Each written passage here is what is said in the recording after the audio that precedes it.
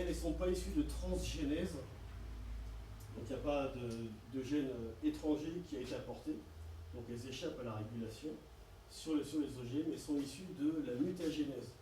Alors, la mutagénèse, donc, qui génère, qui fabrique des mutations. Ah, mais j'ai 2-3 copains, il y a plus, Spider-Man. Ouais, Ils sont utilisés. Ils sont utilisés comme Ils sont OGM, ouais. Non. Ils sont OGM, ouais. Effectivement. Dans la mouche aussi. Ouais. Le gars, en fait, il se retrouve avec des chromosomes de mouche, hein, ça lui réussit. De toute façon, générique assez. La mutagénèse, ce que je voulais vous dire, c'est que ça existe dans la nature, mais à des taux qui sont extrêmement faibles. Les taux sont extrêmement faibles, et puis en fait, ça va créer des combinaisons soit qui marchent, soit qui ne marchent pas, et puis l'évolution, elle va sélectionner les mutations qui marchent, et puis éliminer les mutations qui ne marchent pas. La mutagénèse, c'est ce qui a fait, ça participe à l'évolution. C'est ce qui a fait que c'est ce qui crée les espèces. Il y a une sélection très très longue qui se met en place. Nous, on pourrait nous dire tous qu'en fait, on est issu d'une sélection darwinienne, mais qu'on est là, humain, grâce à la mutagénèse qui, en fait, au fur et à mesure, nous a fait évoluer. Mais c'est à des rythmes très très faibles. Les mutations, je ne connais pas les taux de mutation dans différentes espèces, mais c'est. 1 sur quelques millions. Ah oui, c'est ça. Un sur quelques millions, et en plus, ils sont quelques individus qui vont être sélectionnés ou pas par l'évolution sur des millions d'années. Alors, pour un biologiste qui veut créer de la diversité très très vite, la nature, ça l'emmerde. Alors, on va passer dans du moins naturel. Alors, on a toujours le physique. Hein. Vous savez que les rayons UV peuvent provoquer des mutations, notamment au niveau des cellules de la peau. Donc voilà pourquoi on s'en protège. Mais quand on veut vraiment avoir beaucoup de mutations, on va vraiment augmenter les doses. On peut utiliser aussi la radioactivité, les rayons gamma, les rayons X, des électrons aussi, hyper boostés, et puis aussi des impulsions laser, mais c'est un peu plus rare. Mais ce qu'on utilise surtout, c'est des traitements chimiques avec des produits qui sont tous cancérigènes ici. Hein. Le bisulfite de sodium, il est utilisé dans la production d'eau potable. De quoi? Le bisulfite de sodium, il est beaucoup utilisé en production d'eau potable. Le but, ça va être de tuer les. Le but, c'est de réagir sur le chlore que tu mets en excès. Si tu veux tuer tes bactéries, tu mets du chlore en excès, tu le réduis en mettant du bisulfite. Ouais. On va avoir la dose que tu veux de bisulfite. Ok, il faut espérer que ça soit éliminé après. Mais nous par exemple au labo, quand je veux vraiment avoir une hotte stérile, j'ai une lampe à UV. Donc on va balancer des UV toute la nuit. Comme ça provoque des mutations et que c'est assez chargé, et on est sûr que en fait, on a tué les éventuels microbes. Donc ce que je voulais vous dire, c'est qu'en dessous, on va faire subir ça à des cellules ou à des graines. On va en faire crever en général au moins la moitié, mais parmi la moitié qui reste au mieux, on va avoir des mutations de partout. Et après, en fait, il nous reste à sélectionner ce qui nous intéresse. Alors ici, en fait, l'exemple, c'est une résistance à l'antibiotique. Alors dans ma boîte, je vais mettre l'antibiotique et puis je vais voir la finale. Vous voyez, il me reste ici 2 clones de cellules, des bactéries qui vont être résistantes à l'antibiotique. Donc ça, on faisait presque ça en fait à l'école. Il y avait un kit OGM avec des mutations inverses, on voyait les taux de mutation. Donc en fait, c'est de la mutagénèse, on crée, en fait, on va tuer. J'ai fait un petit peu de lycée, donc on est au lycée. Au lycée. Il y avait un kit, voilà. Nous on faisait de la mutagénèse, on montrait les bactéries, alors elles étaient rouges et puis elles devenaient blanches, en fait c'était une bactérie inverse, c'était un petit peu tronqué. Et on détruisait la javel uniquement. C'était un petit peu léger, et il y a un kit à l'heure actuelle, je ne sais pas si qui était commercialisé entre guillemets par l'association des professeurs agrégés de biologie là, qui voulaient apprendre aux élèves à faire de la transgenèse. Bon, on va pas le progrès. Alors ce qui nous intéresse plus au niveau des plantes OGM, c'est si on traite les graines. Donc à ce moment-là, je traite les graines, je vous disais, avec un traitement physique ou chimique. Le but c'est de provoquer des mutations à plat. On aurait pu les mettre à Fukushima, ça aurait marché pareil, mais trop lentement encore. Donc je vais en tuer à peu près, à mon avis, la moitié. Je vais les semer, vous voyez, là il y a à peu près que la moitié qui pousse. Et puis ce qui m'intéresse, c'est de sélectionner les plantes qui ont acquis un caractère. Alors là, il y a une erreur, c'est pas résistance à un herbicide, c'est tolérance à un herbicide. C'est-à-dire que je vais arroser à l'herbicide, et puis je vais voir les plantes qui arrivent à survivre. Si elles arrivent à survivre, c'est qu'il y a une mutation, un changement de lettre, un A en T, ou un G en C, enfin bref, etc., qui fait que la plante arrive à vivre, même en étant arrosée, avec un herbicide. Moi j'avais un projet de thèse où en fait, je voulais faire pousser de la moutarde qui arrivait à tolérer les métaux lourds. Donc on prenait les graines et puis on arrosait aux métaux lourds, et puis on faisait pousser. Le but c'était de semer ça sur les friches industrielles en Allemagne de l'Est, parce que la moutarde en fait arrive à absorber les métaux lourds, et donc on récupère la moutarde, et puis après on fait de la moutarde. Non, après on en fait quoi? On extrait et puis on en fait quoi? On a dépollué le sol. On a dépollué le sol, et on s'est retrouvé. Ce sol-là, Tu le mets à Argence. et on les met à Argence. Voilà. Ouais, avec une bâche en plastique qui est bien et qui Non, durera. c'est du PE 8 mm, c'est quand même pas mal. Ouais, c'est pas mal. Le PE, c'est ce qu'on utilise. Je pense qu'en légèreté, c'est vachement moins que les polluants qu'il y a dessus, mais bon. Ah non, parce qu'ils le remettent à la terre par-dessus. Oh oui, c'est sûr. Non, mais t'en fous du PE de toute façon. Le PE, ça sert juste à ce que l'eau rentre pas pour que ça fermente pas. Ouais. Non, mais Argence, la couche de PE qu'ils mettent, c'est juste ça. Hein. Oh. C'est fou la dégradation, il faut juste que ce soit suffisamment stable pour que l'eau glisse dessus et qu'il n'y ait pas de fermentation et que ça ne gâche pas de méthane. Produit sulfuré. Si c'est comme alors on parle, le problème avec les déchets ultimes, c'est que la déchets ultime, on ne sait pas quoi en foutre. Ah non, Et ils peuvent durer très très non, longtemps. mais ils mettent pas la bâche sur les déchets ultimes, ils mettent la bâche sur la classe 1 qui fait avant. Sur la classe 2, pardon, sur la classe 2.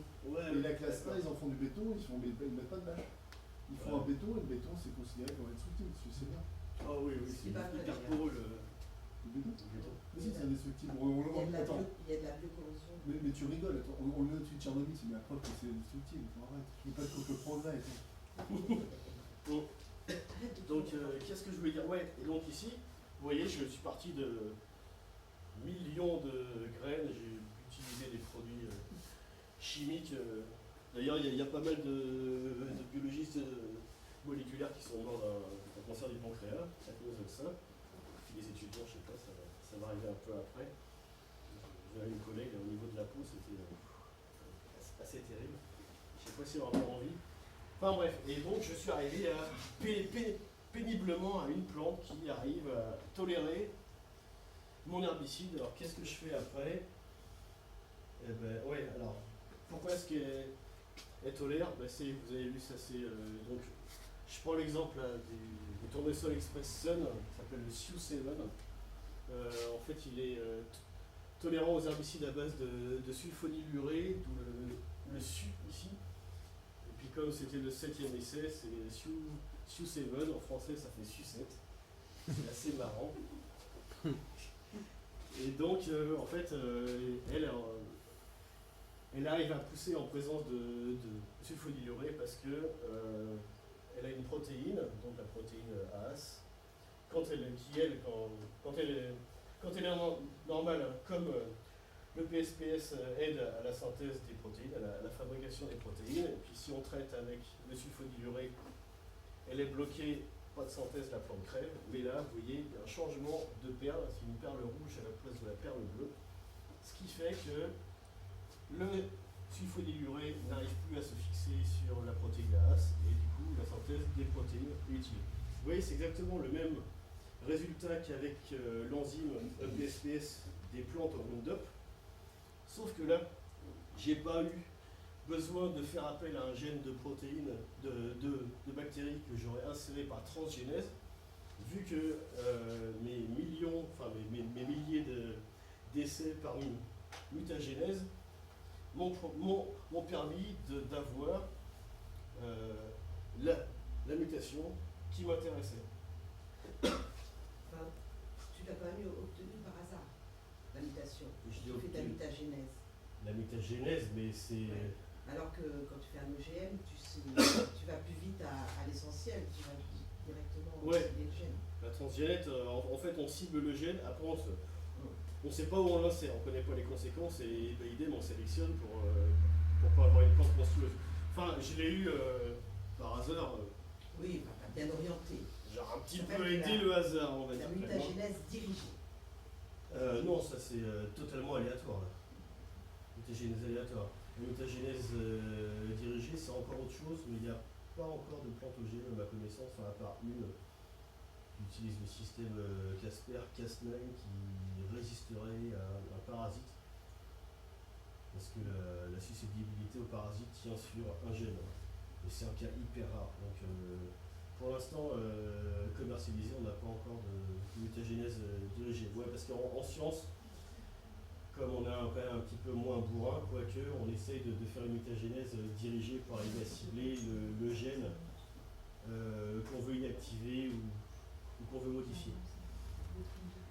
Donc voilà, alors ce qui se passe, c'est ben, j'ai eu ma plante et il faut quand même que je vérifie ce que je disais avant, il faut que la mutation elle tienne à travers les générations. Donc on les sème, on les germe, on récolte les graines, génération 2, paf paf, on ressème, génération 3, et puis à chaque fois on arrose avec le sulfonylurée, et puis on arrive à la 4e génération, et puis donc la 4e génération a permis de sélectionner la lignée de tournesol sucette. Alors, le problème, c'est que si j'ai une mutation sur le gène qui donne la protéine AS, c'est que les mutations, j'en ai eu beaucoup d'autres et je suis quand même heureux que j'ai réussi à avoir un tournesol qui ressemble encore à un tournesol. Alors, on va faire ce qu'on appelle des rétrocroisements pour pouvoir éliminer toutes les mutations dont j'avais pas envie et continuer à sélectionner la mutation sucette. Alors, on va croiser avec un tournesol qui existe déjà, qui a des bonnes qualités agronomiques, et puis on va le croiser une fois, on va obtenir les descendants. Donc là, vous avez 50% de patrimoine héréditaire qui vient de la sucette et 50% qui vient de la conventionnelle. Et puis on refait un croisement avec le papa, qui du coup devient le grand-père, et c'est aussi le père.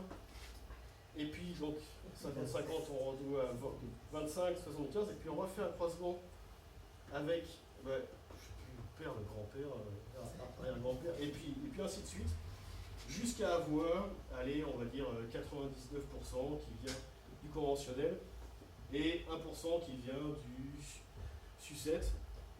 Encore à ce niveau-là, on peut quand même avoir gardé des mutations qui peuvent poser problème, et bon, ils ont fait quand même le maximum. Et ce que je voulais vous dire, C'est un code faire ça, je comprends pas. Tu as éliminé les autres mutations que tu ça cherchais. sert à éliminer les autres mutations. Stabiliser. Parce que là, Stabiliser sucette. en fait, je vous parlais de... Le sucette, il est encore efficace que la 12%. Bah ouais, parce qu'à chaque fois, en fait, on arrose avec le sulfonylurée. Ah oui. Voilà. En fait, j'ai eu cette mutation, mais j'en ai eu plein d'autres. Et les autres, il faut les éliminer. Ok. Donc, voilà pourquoi on fait toutes ces manips qui durent quand même plusieurs années pour arriver à avoir une plante. Donc, ça va être ce qu'on appelle les VRTH, variétés tolérantes aux herbicides. Et vous voyez qu'il y a quand même un point commun avec tous mes autres plantes OGM, que ce soit les plantes tolérantes au Roundup ou les plantes BT. C'est que, encore une fois, ça sert à quoi? Ben là, ça sert à tolérer les herbicides. On a encore une plante à pesticides qui va être arrosée au sulfonylurée. En gros, Et en clair, ça va encore être une éponge à pesticides. si on veut trop que les OGM, il faut manger bio, quoi. Il n'y a pas Oui. encore d'OGM bio. Ah non, de toute façon, les OGM sont interdits en bio.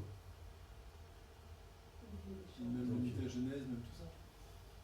Bah, la mutagénèse, on va en discuter parce que le problème, c'est que ces plantes, vous êtes d'accord avec moi que si on leur a balancé des produits chimiques ou des radiations, c'est pour les modifier génétiquement. Donc ces plantes sont des plantes génétiquement modifiées, ce sont des OGM, hein, le patrimoine héréditaire, enfin, génétique a été modifié suite à des manipulations humaines, ce sont donc des OGM dans la définition académique, mais par contre, elles ne sont pas considérées comme OGM parce qu'on n'a pas introduit de gènes étrangers en leur sein. Ce ne sont pas des plantes transgéniques, c'est des plantes OGM, mais ce sont. Après, je dis, ça c'est une connerie. Donc, ce sont des plantes OGM, mais pas transgéniques. Et comme elles ne sont pas transgéniques, elles vont échapper à la législation européenne. Il n'y aura pas de test de toxicité, de test sur le devenir environnemental, pas l'étiquetage et tout. Ça, oubliez ça, c'est aussi une connerie. C'était pour après. Un autre cas, ça commence quand même à se multiplier pas mal, ce sont les micro-organismes génétiquement modifiés. Là, je pourrais te laisser la parole, Caroline, je pense que c'est plus ton domaine. Il y a beaucoup de micro-organismes qui en fait sont nos amis. Il ne faut pas croire que les microbes sont néfastes. Hein. Moi, je peste un petit peu quand je vois certains amis qui veulent désinfecter tout, aseptiser tout. Enfin, alors qu'en fait, la plupart sont nos amis. Par exemple, voici au fond, là, vous allez voir un micro-organisme ami. Oui, La levure de bière, ça sert à fabriquer le vin aussi, et puis le pain, ça fait tout un tas de bonnes raisons, entre autres, et puis aussi pour le fromage. Donc voilà, donc je voulais juste vous citer un exemple parce que il y a de plus en plus de micro-organismes qui sont transformés pour fabriquer soit des additifs alimentaires, soit des enzymes utilisées en agroalimentaire, etc., etc. Je voulais vous citer un exemple. Pourquoi le boulanger doit se lever tôt? C'est que vous avez donc il y a besoin d'une levure pour faire monter le pain. Alors comment ça marche? La levure qu'on ajoute à la farine et à l'eau tiède, donc elle fait une réaction, elle peut utiliser le maltose quand il n'y a pas de glucose. Donc elle va, grâce à un transporteur, elle va faire rentrer du maltose à l'intérieur, elle va transformer